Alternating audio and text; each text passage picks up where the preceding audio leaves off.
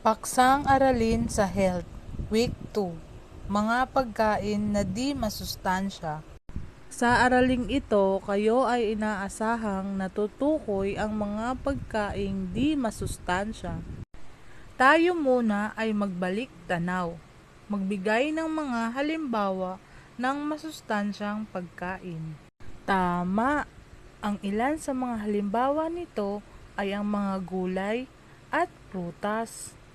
Pagmasdan muli ang dalawang batang nasa larawan. Ang unang bata ay palaging kumakain ng di masustansyang pagkain, kung kaya siya ay labis na tumaba. At ang ikalawang bata naman ay palaging kumakain ng gulay at prutas, kung kaya siya ngayon ay malusog.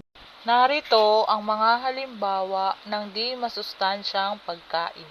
Ito yung mga pagkain na sobra sa tamis, sa alat, at sa mantika, kagaya ng candy, chocolate, soft drinks, chichirya, at marami pang iba. Para sa inyong gawain, kunin ang iyong show me board. Isulat ang masayang muka kung ito ay masustansyang pagkain at malungkot na muka kung ito ay di masustansyang pagkain. Ang una ay French fries. Ito ba ay masustansya o di masustansya?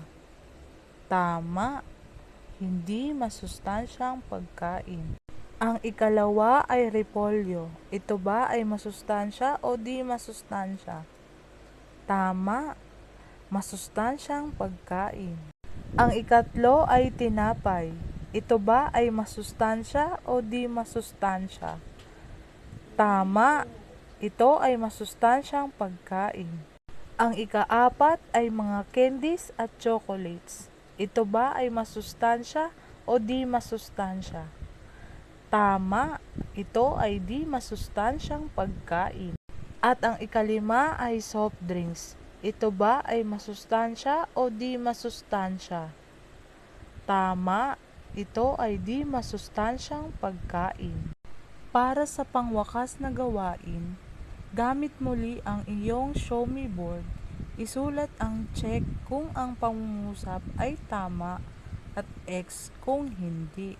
Una, ang pagkain ng matatamis na pagkain ay nakakabuti sa katawan. Tama, ito ay mali. Ikalawa, dapat iwasang kumain ng maaalat na pagkain. Tama, ito ay nararapat mong gawin. Ikatlo, araw-araw na uminom ng soft drinks. Tama, ito ay mali. Ikaapat, uminom ng maraming tubig pagkatapos kumain ng matatamis at maaalat na pagkain. Tama, ito ay nararapat mong gawin. At ikalima, huwag kumain ng ipinagbabawal na pagkain. Tama, ito ay nararapat mong gawin. Mahusay mga bata!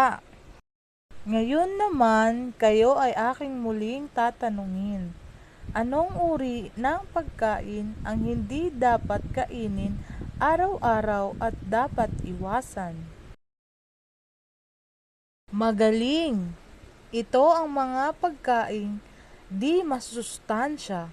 Tandaan mga bata, iwasan ang kumain ng mga di masusustansyang pagkain sapagkat ito ay magdudulot ng iba't ibang sanhi na makasasama sa ating katawan at maaari pa tayong magkasakit. Kung kaya, dapat natin itong iwasan. Sana ay may natutunan kayo sa ating paksa ngayong araw. Paalam!